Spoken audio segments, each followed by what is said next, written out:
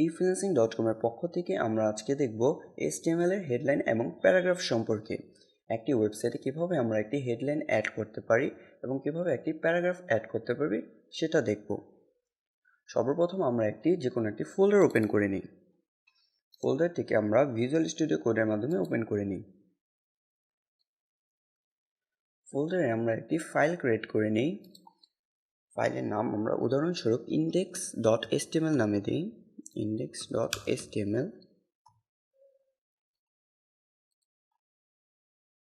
HTML ফাইলের basic স্ট্রাকচারটি আমরা এখানে লিখে ফেলি। এখানে আমাদের doc type html। এখন আমরা html ট্যাগটি লিখি। এটার ভিতরে আমাদের হেড ট্যাগের ভিতরে আমরা এখন টাইটেল ট্যাগটি অ্যাড করে দিই। টাইটেল ট্যাগে আমরা উদাহরণস্বরূপ টাইটেলের নাম দিই e-freelancing.com। e-freelancing.com। এটির পরে আমরা এখানে একটি বডি ট্যাগ অ্যাড করে দিই। বডি ট্যাগের ভিতরে আমরা এখন দেখব কিভাবে আমরা একটি হেডলাইন লিখতে পারি। তো আমরা উদাহরণস্বরূপ এখানে একটি h1 ট্যাগ অ্যাড করি। h1 এখানে আমরা লিখি লার্ন টু আর্ন। এটিকে আমরা গো লাইভ করে ব্রাউজারে দেখি। এখানে দেখা যাচ্ছে লার্ন টু আর্ন লেখাটি বড় হাতের এবং প্লাস এখানে বোল্ড হয়ে গেছে। h1 থেকে এখানে আমাদের h6 পর্যন্ত আছে। তো আমরা এখানে যদি সেম লেখাটিকে যদি আমরা h2 তে লিখি,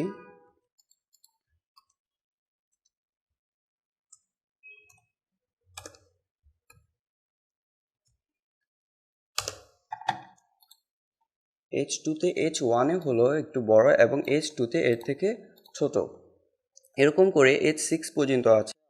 এখন h6 পর্যন্ত এখানে h1 থেকে h6 পর্যন্ত যত নিচে যেতে থাকবে লেখার সাইজ তত কমতে থাকবে। তো আমরা এখানে দেখি h1 h2 এবং এখন আমরা দেখব h3। Learn to earn h4, learn to earn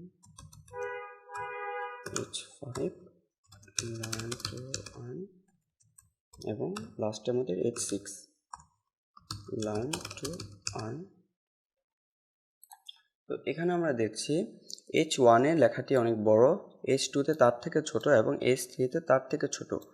এভাবে করে আমরা হেডলাইন লিখতে পারি আমাদের ওয়েবসাইটে। এখন আমরা দেখব কিভাবে প্যারাগ্রাফ লিখতে হয় আমাদের ওয়েবসাইটে। এর পর প্যারাগ্রাফের জন্য আমাদের HTML এ হলো p ট্যাগ আমরা এখানে লিখছি। p ট্যাগ লিখে আমরা এখন লিখব hello from e-freelancing.com। e-freelancing.com। এখন আমরা যদি ব্রাউজারে যাই তাহলে দেখব আমাদের এখানে প্যারাগ্রাফটি হয়ে গেছে। আমরা যদি লেখাটিকে একটু বোল্ড করতে চাই তাহলে আমাদের HTML এ আমাদের জন্য আছে p ট্যাগ, যেটি আমাদের লেখাকে বোল্ড করে দেয়। তো আমরা hello from e-freelancing.com এই লেখাটিকে যদি আমরা b ট্যাগের ভিতরে লিখি তাহলে আমাদের এই লেখাটি বোল্ড হয়ে যাবে।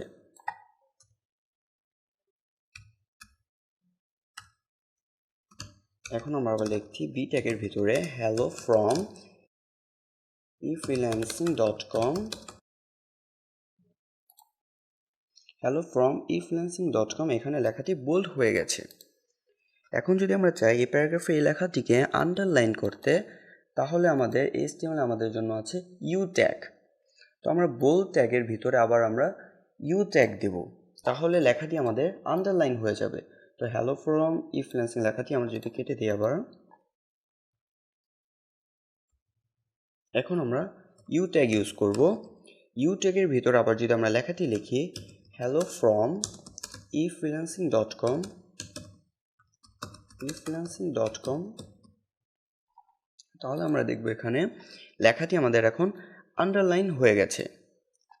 তো এই ছিল আমাদের HTML এর হেডলাইন এবং প্যারাগ্রাফ সম্পর্কে। ধন্যবাদ।